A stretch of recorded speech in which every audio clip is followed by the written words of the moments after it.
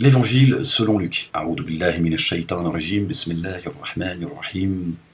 Hamim ayn sin qaf. L'ange entra chez elle et dit: Je te salue, comblée de grâce, le Seigneur est avec toi. À cette parole, elle fut toute bouleversée, et elle se demandait ce qui pouvait signifier cette salutation. L'ange lui dit alors: Sois sans crainte, Marie, tu as trouvé grâce auprès de Dieu. Voici que tu vas concevoir et enfanter un fils. Tu lui donneras le nom de Jésus. Il sera grand, il sera appelé fils du Très-Haut. Le Seigneur lui donnera le trône de David, son père. Il régnera pour toujours sur la maison de Jacob, et son règne n'aura pas de fin. Marie dit à l'ange: Comment cela va-t-il se faire, puisque je ne connais pas d'homme? L'ange lui répondit: L'Esprit Saint viendra sur toi, et sa puissance du Très-Haut te prendra sous son ombre. C'est pourquoi celui qui va naître sera saint. Il sera appelé fils de Dieu.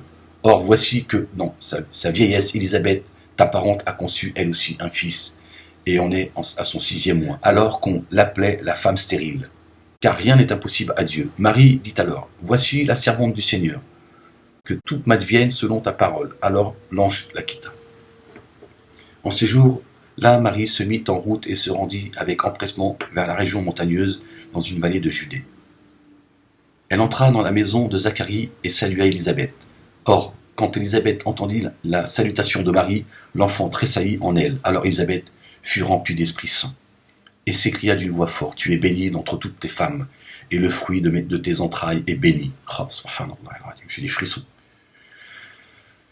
Heureuse celle qui a cru à l'accomplissement des paroles qui lui furent dites de la part du Seigneur. Marie dit alors: Mon âme exalte le Seigneur, exulte mon esprit dans Dieu, mon Sauveur. Il s'est penché sur son humble servante. Désormais toutes les âmes me diront heureuse.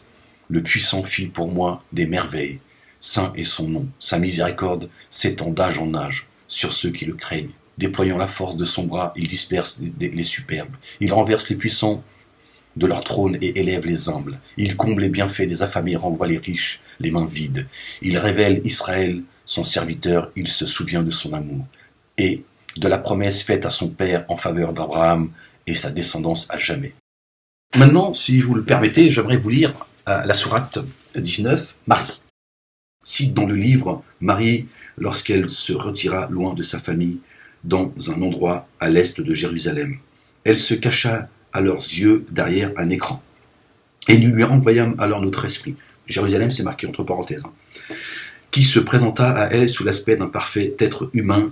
Elle dit: Je me mets contre toi sous la protection du très miséricordieux, si tu en as quelque crainte. Il dit: Je ne suis qu'un messager de ton Seigneur, ayant pour mission de te donner un garçon pur et béni. Elle dit: Comment puis-je avoir un garçon alors qu'aucun homme ne m'a jamais touché et que je n'ai jamais été une femme de mauvaise mœurs? Il dit: C'est ainsi qu'a dit ton Seigneur. Cela m'est bien facile, et afin que nous en fassions un signe pour les humains, et un effet de notre miséricorde. Et ce fut chose faite. Elle le conçut et se retira avec lui dans un endroit éloigné. Le travail de l'enfantement la fit venir au pied du palmier. Elle dit: Que ne fussé-je morte avant que cela ne fussé-je un objet digne d'oubli et oublié. Il l'appela au-dessus d'elle. Ne t'afflige point, ton Seigneur a placé au-dessus de toi un ruisseau. Agite vers toi le tronc du palmier, il laissera tomber sur toi des dattes bien mûres. Donc à quelle époque les dattes mûres, elles tombent. Mange donc et bois en toute satisfaction et quiétude. Et, s'il t'arrive de voir quelqu'un d'entre les humains, dis: Je fais vœu de silence au très miséricordieux, et je ne parlerai aujourd'hui à aucun être humain. Elle vint à son peuple avec l'enfant dans les bras. Ils dirent: Ô Marie, tu as vraiment fait quelque chose d'abominable. Ô sœur de Aaron, ton père n'a jamais été un homme licencieux, et ta mère n'a jamais été une femme aux mœurs légères. Elle leur désigna du doigt. Ils dirent: Comment parlons-nous à un enfant au berceau?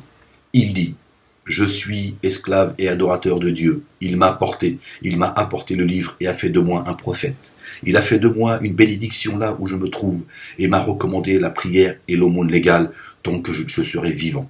Plein de piété filiale pour ma mère.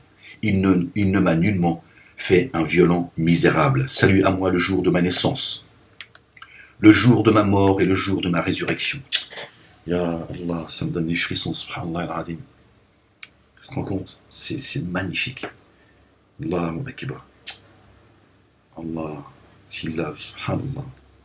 Ah, Jésus, Marie, c'est... Ya Allah, subhanallah. C'est fou. Salut à moi le jour de ma naissance. Allahu Akbar. Le jour de ma mort, le jour de ma résurrection. Subhanallah. Allah. Tel est Jésus, fils de Marie. C'est là le langage même de la vérité qui fait l'objet de leurs doutes. Il ne convient nullement à Dieu de s'attribuer un enfant, gloire et pureté à lui. Quand il décide une chose, il suffit de dire « soit, kun », et elle devient « kun fayakun ». Dieu est mon Seigneur et le vôtre, adorez-le humblement. C'est là une voie rectiligne. Je voulais vous lire Luc et la sourate 19 pour que vous fassiez la corrélation et pourquoi Dieu nous renvoie à partir du Coran aller lire la vie de certains prophètes et messagers où Dieu n'a pas détaillé toujours leur vie. On les trouve justement soit dans la Torah, soit dans l'Évangile. Marie, celle qu'il a élevée au-dessus des univers. Au-dessus des univers. Subhanallah al-Azim.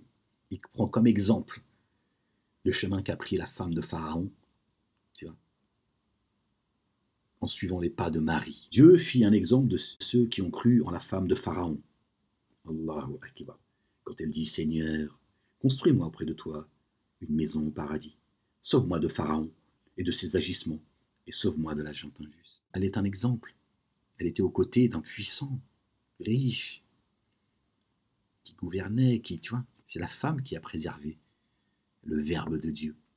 L'homme, il est là pour le porter, la femme pour le préserver. Qu'est-ce qu'elle fait, la femme de Pharaon? Qu'est-ce qu'elle fait? Elle se libère de ce monde. Elle a acheté son bâton, elle a dit « Moi, je veux un palais à tes côtés, Seigneur. Seigneur et maître des mondes. Moi, je veux un palais à tes côtés. Libère-moi de Pharaon, libère-moi de tout ça, de ce monde des injustes. Mets-moi sur les pas de Marie. Celle à qui tu as préservé son ventre et tu as mis son verbe. » C'est ce qu'elle demande, la femme de Pharaon. Tiens. Heureux celui qui a cru. C'est ton royaume que je veux, Seigneur. Je veux le royaume des cieux, pas de la terre. Et Dieu, il a dit, mon verbe, je vais le préserver dans le ventre de la femme. Il a mis l'équilibre. D'accord ? Et il a préservé son verbe dans le ventre de la femme. Il a équilibré la chose. Chacun son rôle. La femme, elle préserve sa demeure. Elle prépare sa demeure pour la demeure prochaine. C'est-à-dire sa famille, ses enfants. Elle préserve la parole de Dieu, l'essentiel. Et l'homme, il la porte haut et fort. Dieu a sauvegardé son verbe, subhanallah al-azim, dans le ventre de la femme, dans le ventre de Marie. Et toutes les femmes, chaque mois, Dieu purifie la femme quand elle a ses règles. Et eux, c'est leur livre de merde, là, ils éloignent la femme de la lecture du Coran, de tourner autour de la Kaaba, du jeûne, etc. Alors que c'est le moment où Dieu purifie le ventre de la femme. Elles sont toutes des petites Maries. Chaque mois, Dieu, par miséricorde, il purifie leur ventre. Buvez de l'eau. J'ai descendu des livres. Méditez-les, c'est ça l'eau. La rivière qui coulait sous les pieds de notre bien-aimée Marie, quand elle a souhaité ne jamais avoir existé, en sachant ce qu'elle allait vivre, d'accord, les vexations qu'elle allait subir, et ce que son fils allait vivre. Elle a dit, j'aurais préféré ne jamais avoir existé. Dieu, il a dit, il y a une rivière, toujours de mémoire, il y a une rivière sous tes pieds. C'est pour ça qu'on dit que Jésus, il a marché sur l'eau. Dieu lui a dit, ne t'inquiète pas. Il y a mon verbe, il est là pour te soutenir. Là, takhaf. Marie, elle a porté l'antidote. Elle a porté dans son ventre la guérison pour les humains. Dieu fait aussi une parabole. C'est une parabole avec les abeilles. Elle a porté la guérison, Marie, notre bien-aimée Marie, paix sur elle, que Dieu a élevée au-dessus des mondes.